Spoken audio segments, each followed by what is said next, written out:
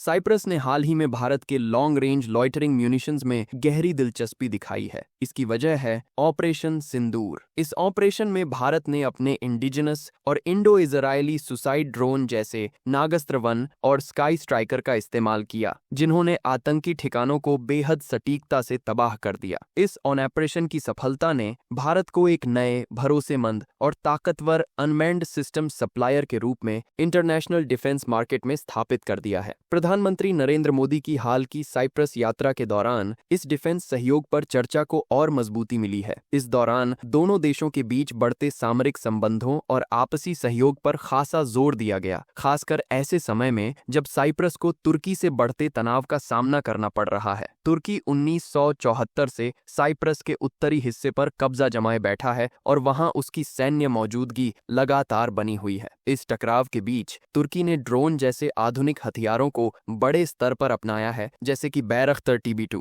जो Nagorno Karabakh जैसी जंगों में बेहद प्रभावशाली साबित हुआ। ऐसे में साइप्रस के लिए भारत के लॉइटरिंग म्यूनिशन एक किफायती और प्रभावशाली विकल्प के रूप में सामने आए हैं। भारत के नागास्त्र 1 और स्काई स्ट्राइकर जैसे ड्रोन, जो क्रूज मिसाइल्स के मुकाबले काफी सस्ते हैं, साइप्रस की सीमित डिफेंस बजट के लिए एक बेहतरीन विकल्प हैं। खास बात यह है कि ये ड्रोन कंटेस्टेड एनवायरनमेंट्स यानी हेविली जैम्ड या इलेक्ट्रॉनिकली प्रोटेक्टेड एरिया में भी ऑपरेट कर सकते हैं, जैसा कि उन्होंने पाकिस्तान के इलेक्ट्रॉनिक वॉरफेयर सिस्टम के बावजूद कर दिखाया। नागास्त्र 1, जिसे भारत की सोलर इंडस्ट्रीज ने डेवलप किया है, और स्काई स्ट्राइकर, जिसे अल्फा डिजाइन टेक्नोलॉजीज ने इजरायल के साथ मिलकर बनाया है, ये दोनों सुइसाइड ड्रोन्स होते हैं, यानी ये टारगेट एरिया के ऊपर मंडराते रहते हैं और जैसे ही उन्हें टारगेट कंफर्म होता है, ये खुद को उस पर क्रैश कर देते हैं, जिससे अचूक और सटीक हमला होता है। इनकी इफेक्टिवनेस, प्रिसिजन और कॉस्ट इफिशिएंसी ने साइप्रस के डिफेंस एक्सपर्ट्स को प्रभावित किया है। इसके अलावा भारत द्वारा इस्तेमाल किया गया हारूप ड्रोन, जिसकी एंड्योरेंस करीब 9 घंटे है और रेंज लगभग 1000 किलोमीटर तक जाती है, साइप्रस के लिए एक आइडियल सिस्टम बन सकता है, जो उसे पूर्वी भूमध्य सागर में तुर्की की सैन्य गतिविधियों को टारगेट करने की क्षमता दे सकता है। भारत और साइप्रस के रिश्ते ऐतिहासिक रूप से मजबूत रहे हैं।